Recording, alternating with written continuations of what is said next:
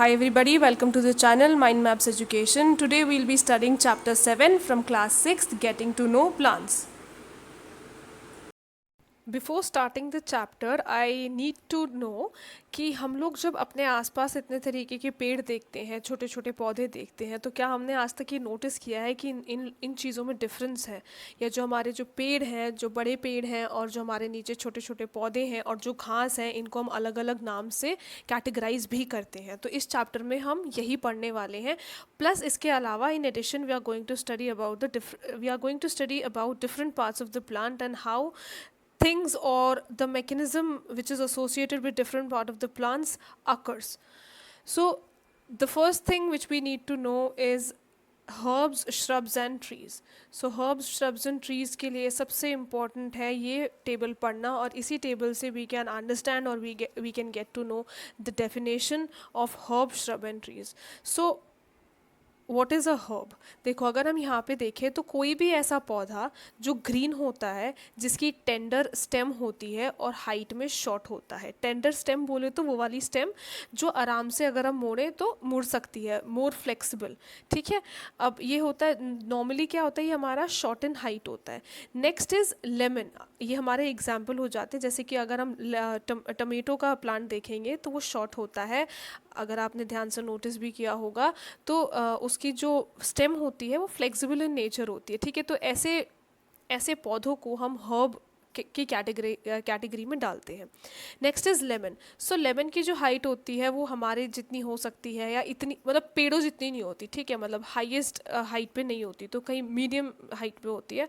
और इनकी जो स्टेम होती है वो ना तो ग्रीन में आएगी, ठीक है, और ना वो टेंडर होगी. टेंडर बोले तो मोड़ने से फ्लेक्सिबल नहीं होगी, वो मोड़ने से टूट जाएगी, पर इतनी भी ज़्यादा हार्ड नहीं होगी कि हम उसको तोड़ ना सकें. तो ये वाली कैटेगरी के प्लांट्स कहलाए जाते हैं श्रब. अब जो इम्पॉर्टेंट है, जो कि बहुत इजी टू नोटिस है, वो है हमारे ट्रीज़. ट्रीज़ जो होते हैं उनकी हाइट बहुत टॉल होती है, उनकी जो स्टेम होती है वो बहुत ज़्यादा थिक और बहुत ज़्यादा हार्ड होती है. एक और चीज़ जो डिफ्रेंशिएट करती है वो ये करती है कि जो भी हमारा प्लांट है, जो भी हमारा पौधा है, उसमें से जो हमारी एक्स्ट्रा ब्रांचेस निकल कर आ रही हैं वो कहाँ से शुरू होती हैं. So in the case of shrubs, जो उनकी एक्स्ट्रा ब्रांचेस निकलती हैं वो ग्राउंड से बहुत पास होती है. ठीक है. सपोज़ जैसे ये हमारा ग्राउंड है, ये हमारा स्टेम है, तो यहाँ से और ब्रांचेस निकलना शुरू हो जाएंगी. बट इन कॉन्ट्रास्ट जो हमारी ट्रीज़ होंगे, ये अगेन हमारी स्टेम है, ये हमारा ग्राउंड है, तो ट्रीज़ की जो ब्रांचेस होंगी वो काफ़ी ऊपर जाकर निकलनी शुरू होंगी. तो एक ये हमारा एक, this is one of the differentiation between shrub and trees. ठीक है. What do we have next. यही सेम है जिसको हमने और अच्छे से समझने की कोशिश करी है कि जो प्लांट्स हैं जिनकी जो स्टेम है वो ग्रीन और टेंडर होती है, उनको हम हर्ब्स कहते हैं. इनकी हाइट जनरली शॉर्ट होती है और इन पे ज़्यादा ब्रांचेस नहीं होती है. नेक्स्ट इज़ वो वाले प्लांट्स जिनकी ब्रांचेस जो होती हैं वो बेस ऑफ द स्टेम के पास होती है, मतलब ग्राउंड से थोड़ी और ऊपर होंगी, ज़्यादा ऊपर नहीं होंगी. इनकी जो स्टेम है वो हार्ड होंगी, पर इतनी थिक नहीं होंगी जितनी हम ट्रीज़ के केस में देखते हैं. तो ऐसे प्लांट्स को हम श्रब्स कहते हैं. सो इसका एग्जाम्पल हो जाएगा टमेटो. ठीक है. और इसका एग्जाम्पल हो जाएगा lemon. I need you to write more examples of herb, shrubs and trees. Next is trees. तो ट्रीज़ जो होती हैं, या ऐसे प्लांट्स जो बहुत ज़्यादा टॉल होते हैं, जिनकी जो स्टेम है वो हार्ड भी होती है, थिक भी होती है, प्लस उनकी जो ब्रांचेज हैं वो अपर स्टेम पे जाकर शुरू होती है. This is much above the ground. तो ऐसे प्लांट्स को हम ट्रीज़ कहते हैं, जैसे हमारी मैंगो ट्री हो गई, पीपल ट्री हो गई, नीम ट्री हो गई. ठीक है. इसके अलावा और दो कैटेगराइजेशन आती हैं. वो कैटेगराइजेशन होती है क्लाइंबर्स एंड क्रीपर्स की. सो क्लाइंबर्स एंड क्रीपर्स में क्या होता है, वो प्लांट जिनकी जो स्टेम है वो बहुत ज़्यादा वीक होती है, इतनी वीक कि वो अपनी कैपेसिटी में अपराइट स्टैंड भी नहीं कर पाती, पर ग्राउंड पे सिर्फ स्प्रेड करती जाती हैं, उन्हें हम क्रीपर्स कहते हैं. ठीक है. जैसे हमारा पंपकिन हो गया. ठीक है. पंपकिन जो है is one of the example under creepers. Next is climbers. Climbers ये हैं कि होती इनकी भी टेंडर और ग्रीन स्टेम होती हैं, पर इनकी थोड़ी सी इतनी स्ट्रांग होती है कि ये अपराइट हो सकते हैं, पर अपराइट किस बेसिस पे होंगे कि they need to have a support. Support होगा, ये क्लाइंब करेंगे, और क्योंकि क्लाइंब करते हैं इसलिए हम इनको क्लाइंबर्स कहते हैं, और ये डिफरेंट होते हैं हर्ब्स, श्रब्स एंड ट्री से।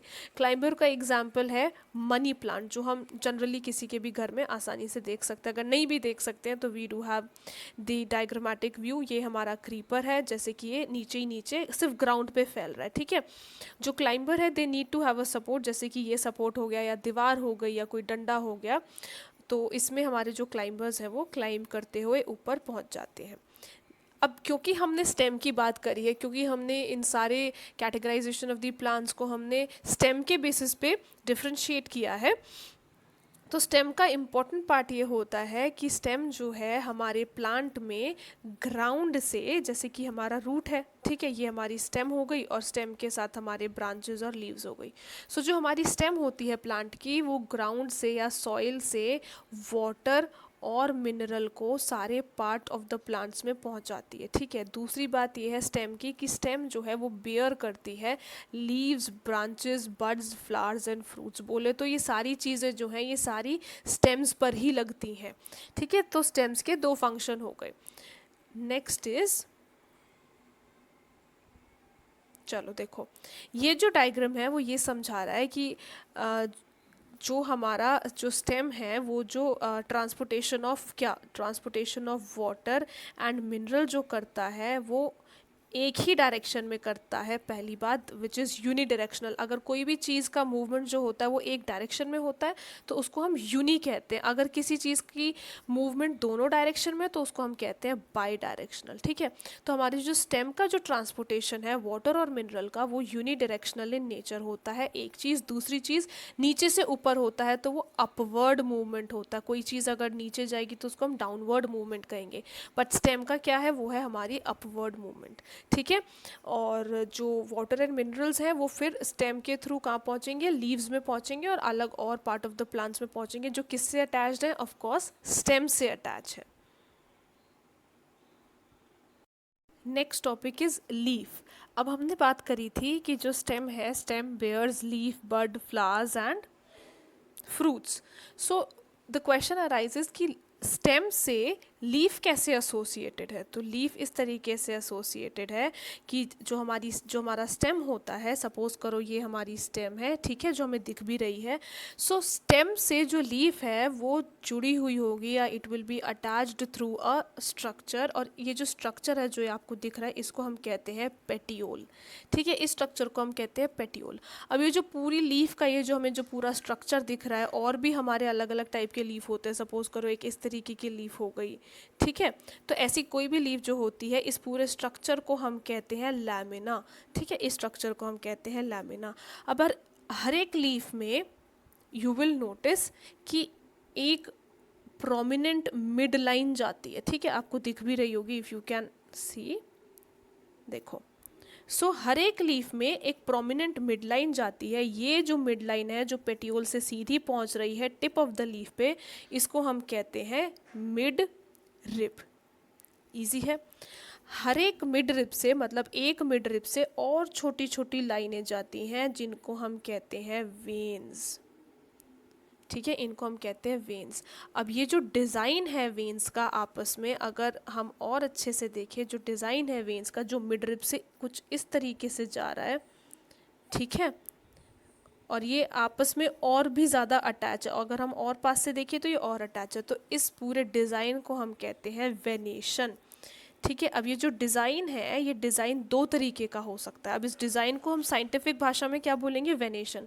तो ये जो डिज़ाइन है, this can be of two types. एक होता है हमारा पैरेलल वेनेशन, ठीक है, और एक होता है हमारा रेटिकुलेट वेनेशन।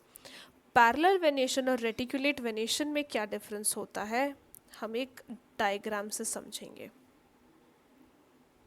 चलो, midrib, leaf venation, reticulate, parallel, okay. देखो,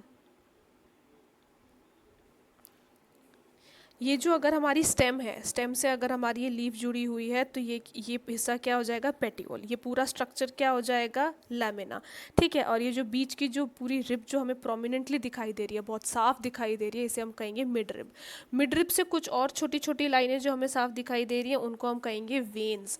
और वेन्स का जो डिज़ाइन बनता है लीफ में उनको हम कहते हैं वेनेशन। ठीक है, वेनेशन हमने जस्ट अभी डिस्कस किया, दो तरीके का हो सकता है, it can B parallel and it can B reticulate. अब ये चीज़ें दिखती कैसी हैं, रेटिकुलेट होता है हमारा network like structure. Network like structure बोले तो जैसे कि ये वेन्स हैं, ठीक है, वेन्स है। अब इन्हीं से हमारे और छोटे छोटे नेटवर्क जो हैं वो बनते चले जाएंगे। ठीक है, बिल्कुल ऐसे करके और छोटे छोटे वेन्स जो हैं वो नेटवर्क्स बनाते चले जाएंगे। इस वेनेशन को हम कहते हैं रेटिकुलेट वेनेशन।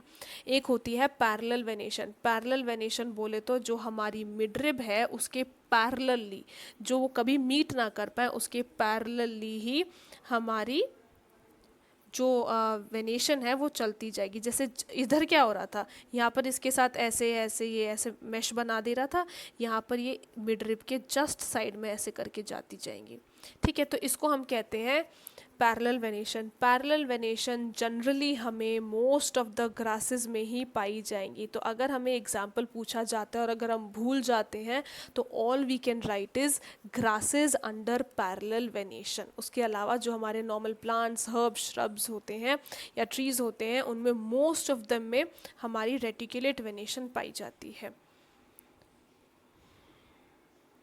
ठीक है, एक एक्सपेरिमेंट बोला है, एक्सपेरिमेंट के तहत इन्होंने बोला है कि हम एक सही हेल्दी प्लांट ले लें। हेल्दी प्लांट में वन ऑफ द ब्रांच में हम पॉलीथीन जो है वो रैप अप कर दें उस एरिया में, एंड देन वील नोटिस, और मतलब सनी बैकग्राउंड में रख दें। ठीक है, सो थोड़े टाइम में वील नोटिस कि जो पन्नी है या जो हमारी जो पॉलीथीन है उसमें ड्रॉपलेट्स ऑफ वाटर आ चुके हैं। ठीक है, ड्रॉपलेट्स क्रिएट हो गई हैं। अब ड्रॉपलेट्स क्यों क्रिएट हुई हैं उस पॉलीथीन के अंदर, क्यों, क्योंकि जो हमारा प्लांट है, जो प्लांट के अंदर जो पानी होता है वो मतलब सनी वेदर में या जब सन प्रेजेंट होता है above the head of the plant, तो लीव्स में से वो जो पानी है वो in the form of vapour बाहर निकल कर आता है।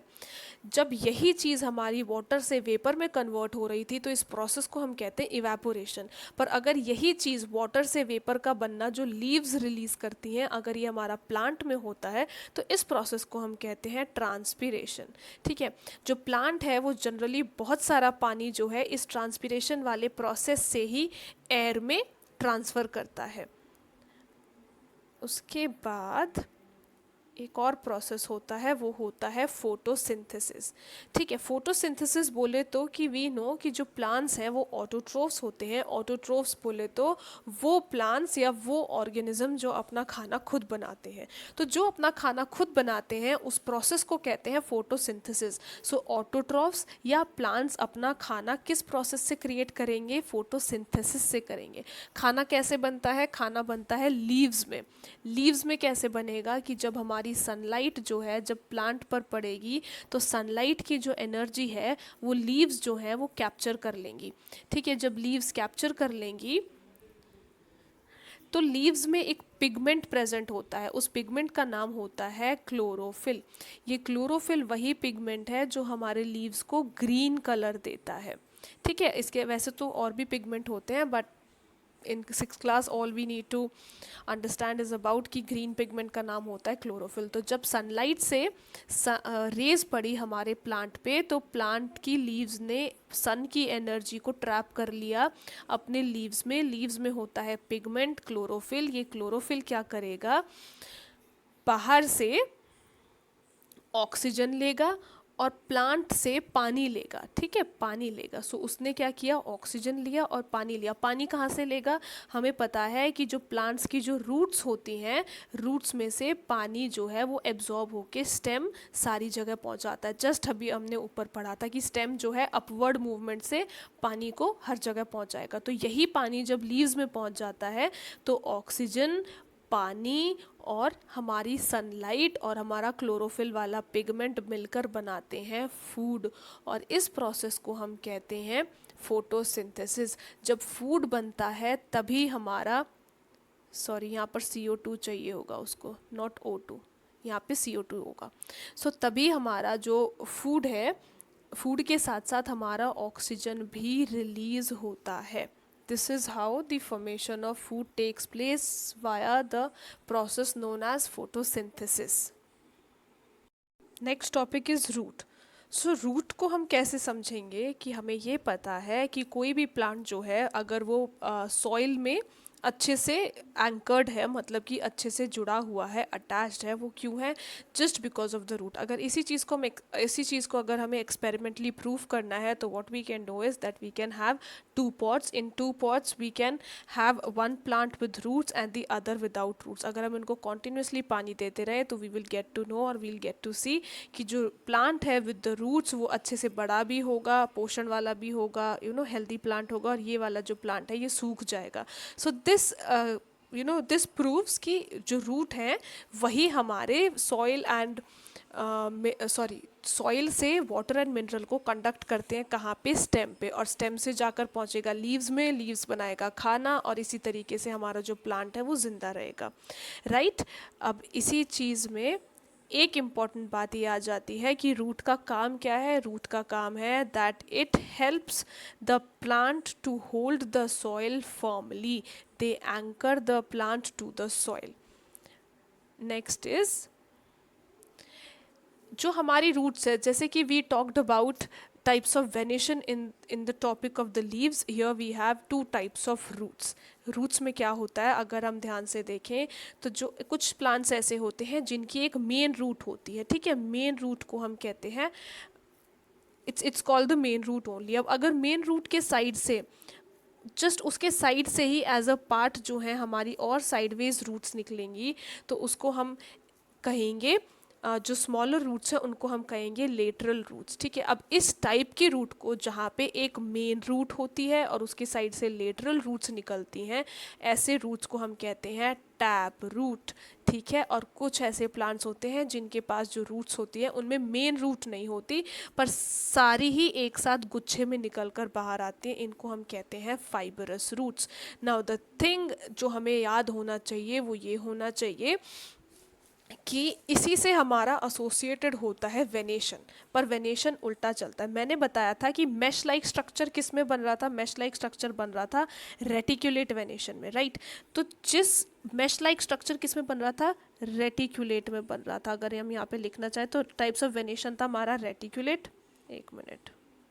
ठीक है. तो हमारा टाइप्स था हमारा रेटिकुलेट और पैरेलल. राइट. ठीक है. तो जिस पत्ते में रेटिकुलेट वेनेशन दिखेगी, मैश लाइक वेनेशन दिखेगी, नेटवर्क वाली वेनेशन दिखेगी, उसकी रूट जो होती है वो टैप रूट होती है. ठीक है. जबकि जिस प्लांट में हमें पैरेलल वेनेशन दिखेगी, जहाँ पे मैश लाइक स्ट्रक्चर नहीं था और जो हमारी मिड रिप थी उसके जस्ट पैरेलली ही हमारी वेनेशन जा रही थी, वहाँ पर हमें जो रूट्स दिखती हैं वो हमें फाइबरस रूट दिखती हैं. तो अगर हमें याद करना है तो हम इस तरीके से याद कर सकते हैं कि नेटवर्क वाला चीज़ कहाँ था? या तो रेटिकुलेट वेनेशन में था या फाइबरस रूट में था, और ये दोनों एक साथ नहीं जाएंगे. तो ये तरीका याद हो सकता है हमें. नेटवर्क वाली चीज़ें एक साथ नहीं जाएंगी तो बचा क्या? क्रॉस मल्टीप्लिकेशन, मतलब क्रॉस चीज़ें. ठीक है. तो फाइबरस के साथ चला जाएगा पैरेलल वेनेशन और रेटिकुलेट वेनेशन के साथ चला जाएगा टैप रूट. इसी तरीके से हमने जस्ट डिस्कस किया कि रूट क्या करेगा. रूट जो है वो एब्जॉर्ब करेगा water and mineral from the soil, वहाँ से स्टेम पे पहुँचाएगा. स्टेम जो है वो कंडक्ट करेगा अपवर्ड मूवमेंट में. अपवर्ड मूवमेंट के बाद होगा फोटोसिंथेसिस. फोटोसिंथेसिस बोले तो लीव्स का खाना बनाना. किस पिगमेंट के साथ? क्लोरोफिल वाले पिगमेंट के साथ. ठीक है. अब क्या होता है कई बार ये जो हमारा रूट है, ठीक है, जो हमारा रूट है वो वहाँ पर भी कभी कभी फूड स्टोर हो जाता है. ठीक है. तो उसको भी हम एज अ फूड खा सकते हैं. तो जो हमारी मॉडिफाइड रूट्स होती हैं उसका एग्जाम्पल है carrot, radish, sweet potato, turnip and tapioca. ठीक है. ये याद रखना बहुत ज़रूरी है. वैसे ही हमारे पास कुछ एग्जाम्पल्स होते हैं मॉडिफाइड स्टेम के. Now this is something that you have to read on your own so that you can clear your own concepts more properly. What do we have next? Flower. Flower जो होता है it is the very beautiful part of the plant. ठीक है. अब इसमें अगर हम देखना चाहें तो जो हमारा जो फ्लावर है, एक मिनट, ओके, तो जो हमारा फ्लावर होता है उसमें जो हमारे कलरफुल चीज़ें होती हैं, ठीक है, जो हमारा कलरफुल पार्ट है प्लांट का, उनको हम कहते हैं पेटल्स। जो पंखुड़ी होती है रंग बिरंगी, उनको हम कहते हैं पेटल्स। जो ग्रीन कलर होता है नीचे, ये जो जस्ट पेटल से जुड़ा हुआ होता है, उसको हम कहते हैं सेपल्स। नीचे अगर आपने कभी नोटिस किया होगा तो ये बड है हमारा, ठीक है, जो अनब्लॉसम्ड पार्ट होता है फ्लावर का, मतलब जो हमारी जो हमारा फ्लावर जब जस्ट ब्लॉसम होने वाला होता है या ब्लूम होने वाला होता है, उससे पहले की जो कली होती है उसको हम बड कहते हैं, ठीक है। अब जो बड है और फ्लावर भी है, उसमें अगर हम नीचे ध्यान से देखें, कौन से वाला हिस्सा, ये वाला हिस्सा, ये छोटा सा जो फूला हुआ है, इसको हम कहते हैं थैलेमस, ठीक है, इसको हम कहते हैं थैलेमस। और we talked about sepals and petals. What do we have next? Okay, अब ये जो प्लांट है, जो फ्लावर है हमारा, फ्लावर में हमारे दो तरीके के पार्ट होते हैं। एक होता है हमारा फीमेल पार्ट और एक होता है हमारा मेल पार्ट, ठीक है। तो किसी भी फ्लावर में जो हमारा मेल पार्ट होता है उसको हम स्टेमिन के नाम से बोलते हैं और फीमेल पार्ट को हम पिस्टल के नाम से बोलते हैं, ठीक है। स्टेमिन का और अगर हम स्ट्रक्चर देखना चाहें तो वो दो तरीके से और डिफ्रेंशिएटेड होता है। ये जो ऊपर का जो आपको पंखुड़ी जैसा एक हिस्सा दिख रहा है उसको हम कहते हैं एंथर, और ये जो डंडे जैसा स्टॉक जैसा हिस्सा दिख रहा है उसे हम कहते हैं फिलामेंट। ये बात थी स्टेमिन की। स्टेमिन बोले तो male part of the plant, ठीक है। अगर हम आए female part of the plant पे, तो it is known as pistil. इस पिस्टल जो है it can be divided into three parts. Three parts बोले तो जो ऊपर वाला जो चेयर जैसा जो एक स्ट्रक्चर होता है उसको हम कहते हैं स्टिग्मा। एक जो पाइप जैसा स्ट्रक्चर होता है इसको हम कहते हैं स्टाइल, और जो नीचे थोड़ा सा बल्ज्ड आउट स्ट्रक्चर है उसे हम कहते हैं ओवरी। और मैंने एक बात कही थी कि जो हमारा कली में बड में या फ्लावर में जो नीचे जो फूला हुआ हिस्सा होता है, जो स्टेम से जुड़ा हुआ होता है, उसे हम कहते हैं थैलेमस। ये वाला थैलेमस है, ठीक है।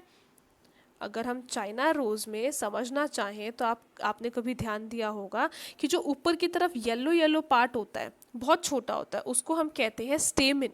अब स्टेमिन में क्या होगा, एंथर और फिलामेंट, राइट। और नीचे जो ये ग्रीन कलर का आपको दिख रहा है ये है हमारा पिस्टल। पिस्टल में होगा हमारा स्टाइल, स्टिग्मा, ओवरी, और ये जो ये कलरफुल पार्ट क्या हो गए हमारे पेटल्स, ठीक है। और ये ग्रीन पार्ट हो गया हमारा सेपल्स, और ये नीचे फूला हुआ पार्ट हो गया थैलेमस, और इवेंचुअली ये क्या हो गया हमारा स्टेम, ठीक है।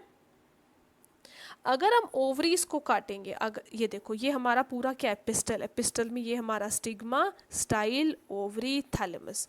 अब अगर मैं इस ओवरी वाले हिस्से को अगर मैं काटना चाहूँ तो वहाँ अंदर मुझे दिखेंगे ओव्यूल्स। ओव्यूल्स क्या है, स्मॉल बीड लाइक स्ट्रक्चर होते हैं, छोटे छोटे बीड लाइक स्ट्रक्चर्स होते हैं, किसमें, ओवरी में। देखो ये जो हिस्सा, ये अगर हम ऐसे काटेंगे तो हमें इस तरीके के ओव्यूल्स दिखेंगे ओवरी में, और अगर हम ऐसे काटेंगे तो हमें इस तरीके के ओव्यूल्स दिखेंगे जो बीड लाइक स्ट्रक्चर्स है, ठीक है। प्लांट जो फ्लावर होता है वो हमारे एस्थेटिक वैल्यू में काम आता है, और हमारे ओकेजनल उस पे काम आता है, रिलीजियस मोमेंट ओकेजन्स पे काम आता है। तो प्लांट जो है ब्यूटीफुल होने के साथ साथ बहुत सारी वैल्यूज़ भी ऐड करता है हमारी डे टू डे लाइफ में। This is how the chapter ends. I really hope आपको चैप्टर समझ में आया होगा। Thank you so much for watching this video.